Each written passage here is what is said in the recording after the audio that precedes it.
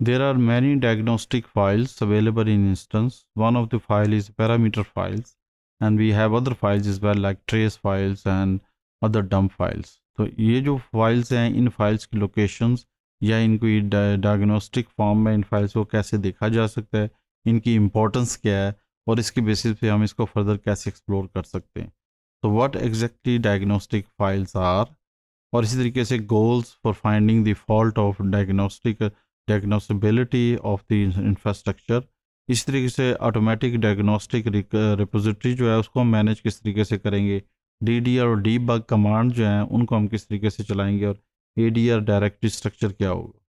Oracle database includes fault diagnosability infrastructure. तो diagnosing point of view से जितनी problems आती हैं उनका क्रिटिकल एरर्स के बेसिस पे या कोड बग्स या मीटा डाटा करप्शंस की डिफरेंट ऑप्शंस जो कस्टमर डाटा करप्शंस में आती हैं उनको मैनेज करने के लिए डायग्नोस्टिक फाइल्स बहुत ज़रूरी हैं, और उनको हम डिफरेंट फॉर्म में उनके डिफरेंट पाथ में डिफरेंट लोकेशंस को वेरीफाई करेंगे, उसका एनालिसिस करेंगे कि कहाँ पे और कैसे फाइल्स ये रखी हुई हैं. Goals of fault diagnosability infrastructure का मतलब यह है कि first we need to detect the problems, limit the damage interruptions, यानी जितनी पॉसिबिलिटी हो सकती है डाटा को रिकवर करने के लिए या डैमेज इश्यूज जो हैं वो हम किस फॉर्म में मैनेज कर सकते हैं. रिड्यूसिंग प्रॉब्लम डायग्नोस्टिक हम कैसे करेंगे, उनको रिजॉल्विंग टाइमिंग किस तरह की मैनेज होगी. Simplifying customer interactions with the Oracle support, यानी अगर किसी वजह से कुछ इंफॉर्मेशंस नहीं मैनेज हो रही हैं तो ओरेकल सपोर्ट के साथ आप कैसे कांटेक्ट करके अपनी डिटेल्स को बता सकते हैं ताकि फर्दर एक्सपर्ट्स आपकी हेल्प कर सकें और आप उन चीज़ों को मैनेज कर सकें. ADR ऑटोमेटिक डायग्नोस्टिक रिपोजिटरी का मतलब ये कि फाइल बेस्ड रिपोजिटरी होती है ये, और इसमें हम ये मैनेज करते हैं कि हेल्थ मॉनिटर रिपोर्ट्स के बेसिस पे इसको मैनेज किया जाता है. ADR इंक्लूड करती है तीन चीज़ों को: unified directory structure, consistent diagnostic data formats और unified tools set.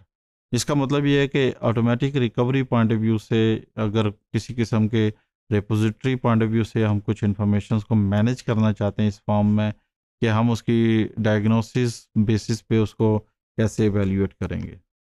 ADR proactively acts problems which are critical errors in database. ORA 600 for example हम मैनेज करते हैं, और इसी तरीके से की प्रॉब्लम आइडेंटिफाई होती हैं और इन प्रॉब्लम को डिस्क्राइब किया जाता है. When a problem occurs multiple times, ADR creates timestamp incidentally. यानी एक ऐसा बग या प्रॉब्लम या डाटा में कोई प्रॉब्लम आ रही है उसके लिए एक टाइम स्टैम्प क्रिएट होती है, उसका एक इंसिडेंट आईडी बनता है, और फिर हम ADR इन्फॉर्म्स करता है critical error on going without overloading system. तो इन एरर्स को बिल्डअप किया जाता है और प्रॉब्लम और इंसिडेंट को आइडेंटिफाई किया जाता है. DDL and debug log files examples के बेसिस पे हम कहते हैं कि DDL लॉग हमारे पास मैनेज होता है कि वो कमांड जो हम DDL चलाते हैं, यानी हम ये चाहते हैं कि हमने कहते हैं क्रिएट टेबल हमने किया है, फिर उसके बाद हमने उसको ड्रॉप किया है. तो ये नॉर्मली कमांड जो होती हैं या ड्रॉप टेबल कमांड हम जब रन कर लेते हैं डाटा रिकवर नहीं कर सकते, हम बैकअप से लेते हैं और ये रीडू लॉग फाइल में मैनेज नहीं होता. लेकिन ये जो कमांड हम रन कर रहे हैं ये कमांड जो है ये कहाँ पे लॉग हो रही है, और इसको हम कहते हैं DDL लॉग में ये मैनेज होती है. इसमें बाकी जो ऑप्शंस अवेलेबल हैं वो है create table, create index, create user, drop table, drop index.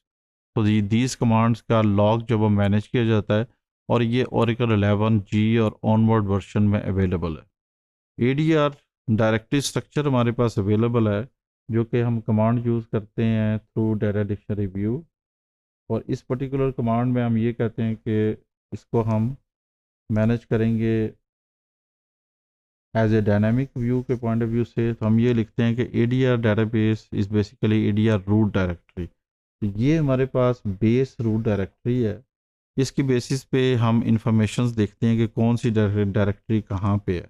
इसके अंदर डायलॉग डायरेक्टरी आती है, फिर इसके बाद हमारे पास RDBMS आती है, फिर डेटाबेस नेम आती है, ADR होम जो SID हमारे केस में ORCL होगी.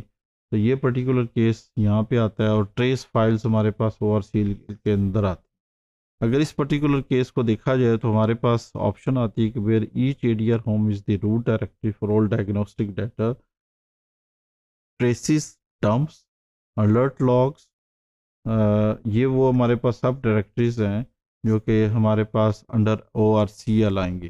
तो इस पर्टिकुलर केस में अगर देखें तो आपकी अपनी जो इंस्टॉलेशन है उसकी बेसिस पे आपको ये डिफरेंट पाथ आपको मिलेंगे और मोस्टली ये पाथ ORCL के अंडर आते हैं।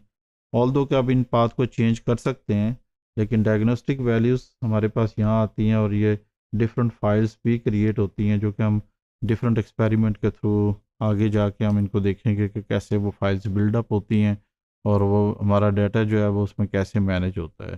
तो डायग्नोसिस पॉइंट ऑफ व्यू से हम देखते हैं कि हम इन डिफरेंट डायरेक्टरीज को मैनेज करेंगे डिफरेंट पर्पसेस के लिए और फिर इनको एक्सप्लोर करेंगे। अलर्ट लॉग हमारे पास हैं, इस तरीके से हमारे पास ट्रेस फाइल्स आती हैं जो कि डिफरेंट साइजेस की होंगी। तो ये फाइल्स जो ऑटोमेटिकली बिल्ड होती हैं जब हम अपने डेटाबेस को for example backup point of view से आर्काइव मोड में रखते हैं तो हमारे पास ट्रेसिंग फाइल्स बनना शुरू हो जाती हैं। अलर्ट लॉग जो बनते हैं जैसे DDL log point of view से हमने डिस्कशन की है कि हमारे पास DDL लॉग जो है वो भी बन सकता है अगर हम उसको डायग्नोस कर सकें।